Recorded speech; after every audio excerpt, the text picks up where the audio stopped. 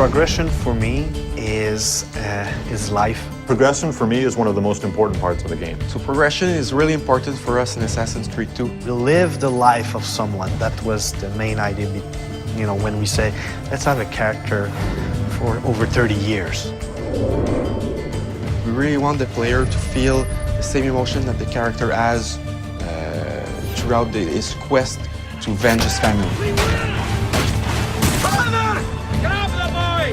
I'll kill you for what you've done! Our game begins in 1476 and it ends in 1503. So it's a considerable span of years for a video game. It's the height of the Italian Renaissance. This is when the most beautiful paintings, the greatest sculptures, the most wonderful architecture are all being built and created. And at the same time, it's a period of political intrigue and drama and violence as well. What do you want, Vieri? So many things. A prettier bride. Oh, and yes, your life.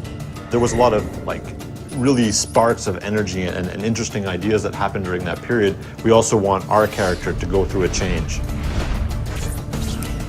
I think the mission structure is completely compatible to the time span that we want to cover. In the sense that it allows us to have some flexibility and really focus on the most poignant events that happen in history and in Ezio's life throughout his progression. Throughout the game, he's going to encounter people. I was hoping you could help me with something. He will have friends that will teach him abilities. He will be taught fighting by his uncle. He will learn a few skills from the different groups of different factions in the crowd. I'm going to teach you how to survive. He'll also learn by himself a few tricks. And this will make sure that the player progresses in the game in a way that always varies the experience. If your character isn't evolving and it's not, you're not looking, oh, what's my next new toy, or what's the next thing that I'm going to get to play with, the game will feel stale. So it's very, very important that the game feels refreshing. Every new mission that you play, there's something to look forward to at the end of it. The more and more the game progresses, the more anger he has, and the more he has to let out that anger. So the moves just keep coming and coming and coming on what he can do with the different weapons that he has. You start with just basic sword attacks and the ability to defend yourself.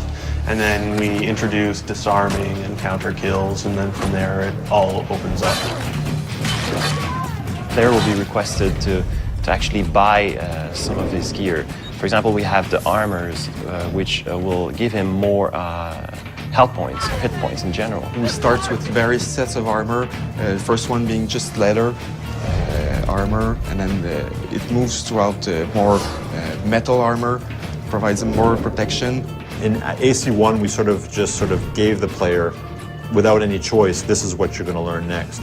Whereas in AC2, the player has much more choice. Since such a large part of Ezio's story is him, answering the question, who am I and what am I doing here and what's my purpose? You can't answer that question in a year or two. It takes the span of almost his entire life.